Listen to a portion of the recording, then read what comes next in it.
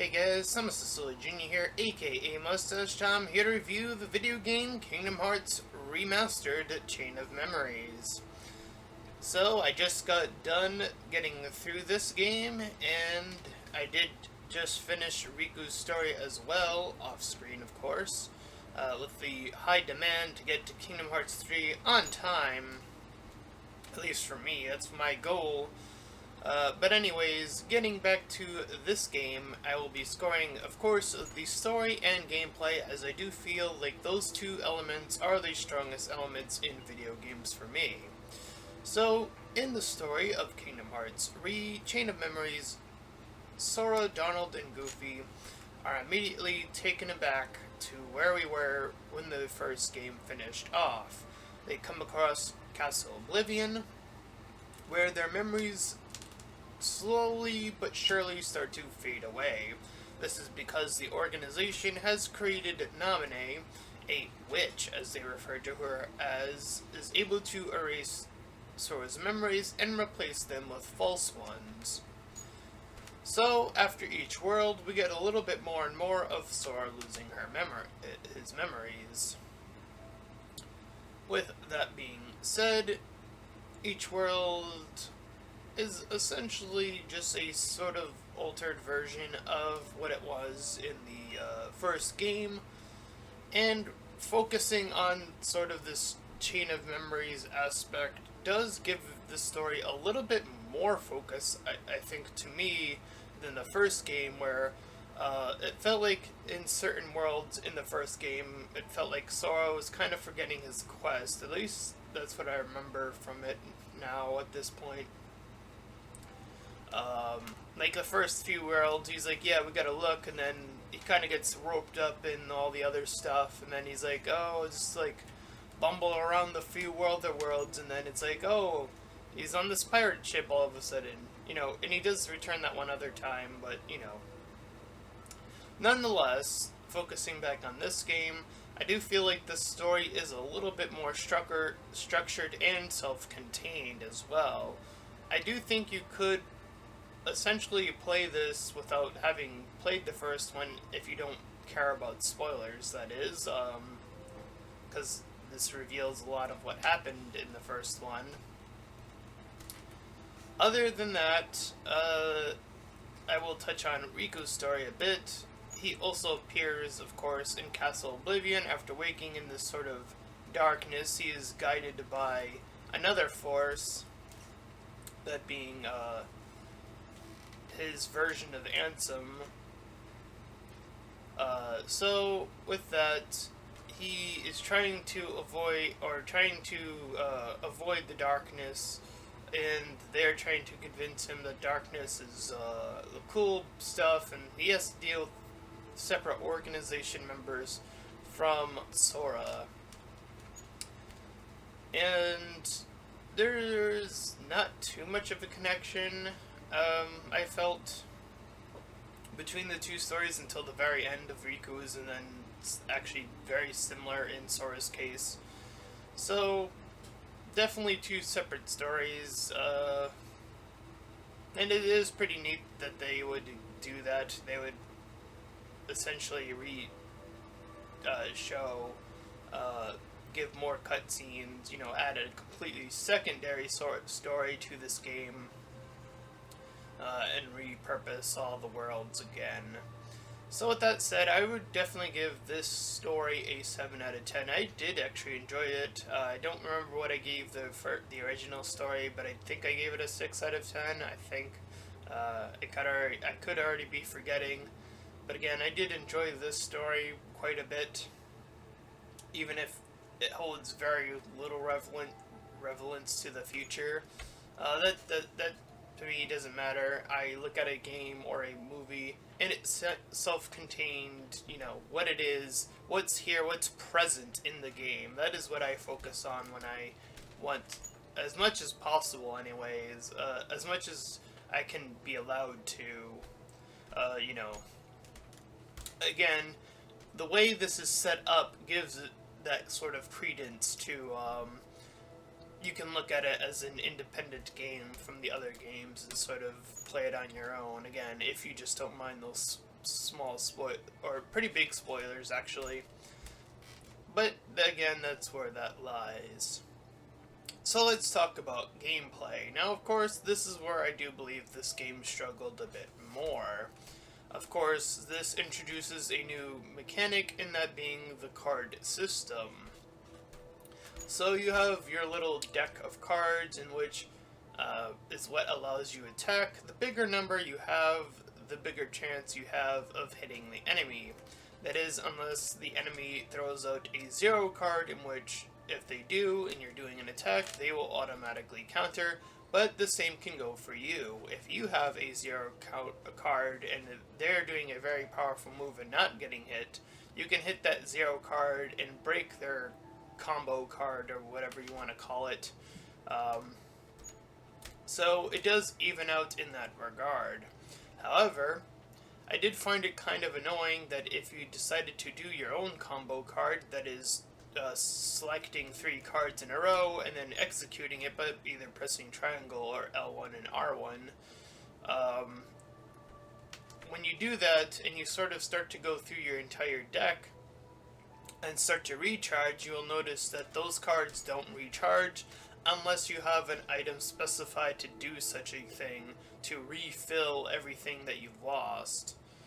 So you definitely have to be very mindful of when you are using your attacks, your powerful attacks especially.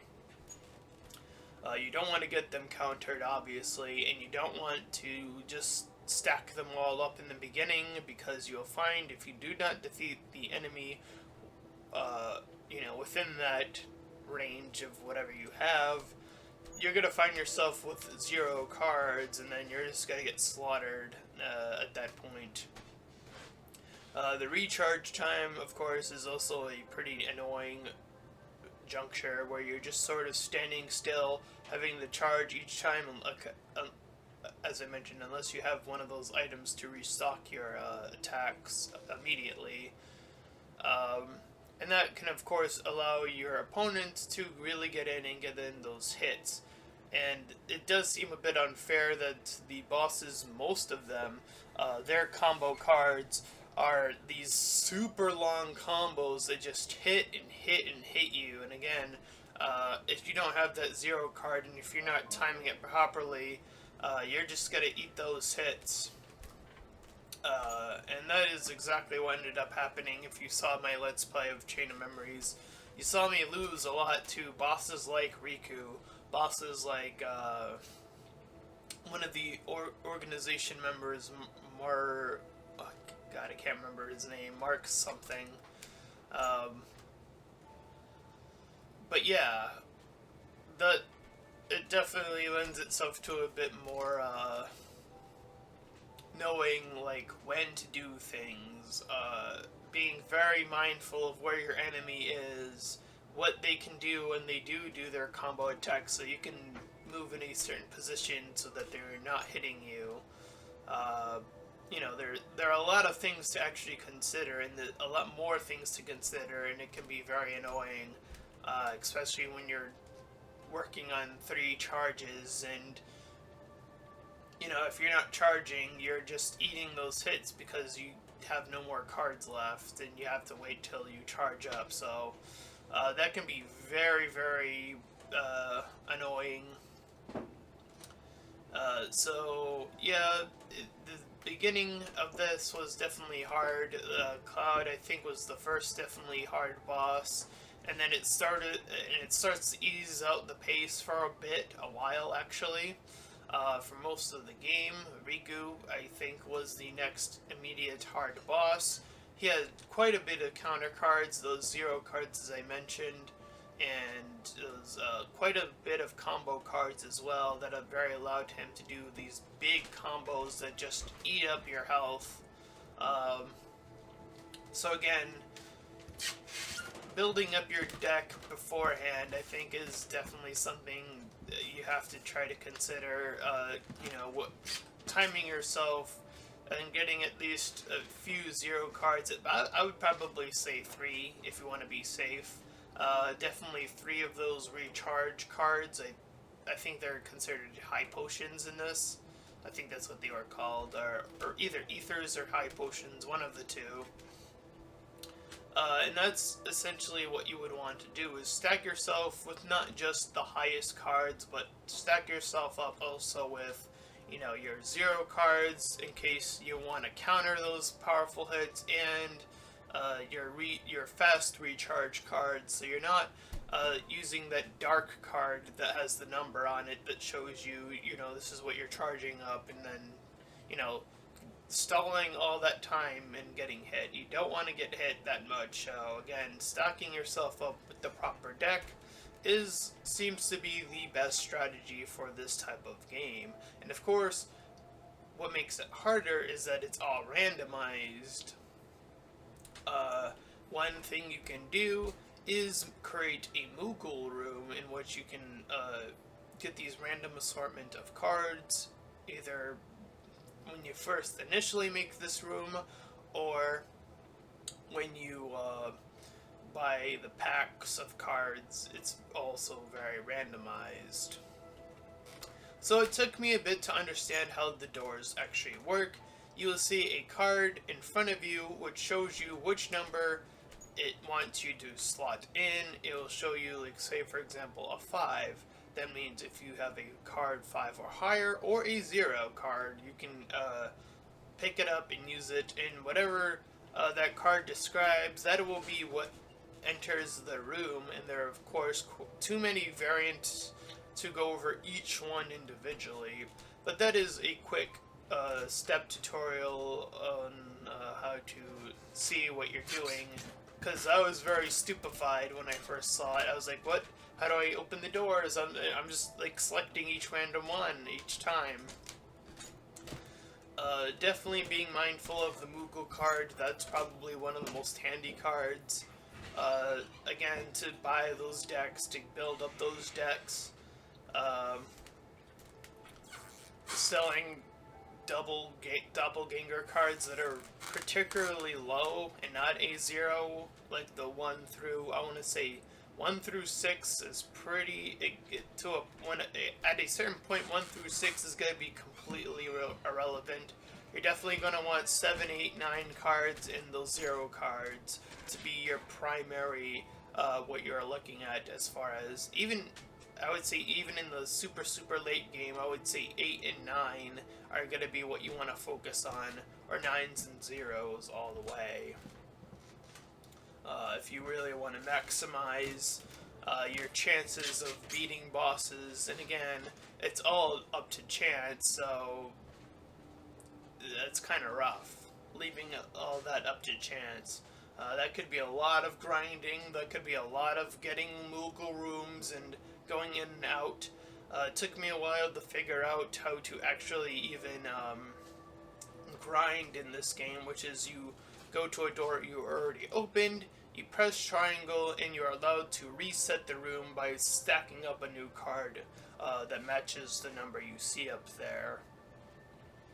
And that is what allows you to grind in this game. So there's that. Other than that, there isn't much really else wrong with the game. I just felt that the whole game mechanic was a little bit taxing, is the word I would use. The game is very taxing in what it wants you to do. But I do think if you know what you're doing and you get that luck on your side, I think you can have yourself a pretty decent gameplay experience, unlike myself, who struggled a bit more. So I would give this game a 6 out of 10. I think that's fair. I don't think that there's anything that actually, like, you know, while I would say taxing, I wouldn't say this game necessarily does anything that, like, makes it, like, it's unplayable or anything of that nature. It is playable, it is doable, it is passable. I've obviously beaten the game, so I can't score it that low because it works, it functions, it does work, it does function. It is just very taxing. So again, that's a 6 out of 10 on the gameplay section. So once again, that's a 7 for story and a 6 for gameplay. And that is my review of Kingdom Hearts Remastered Chain of Memories. And if you enjoyed this review, then please feel free to like, comment, and subscribe. Also make sure to check out that link in the description. I head you over to my Patreon page, and any donations are greatly appreciated. Until next time, everyone, bye-bye.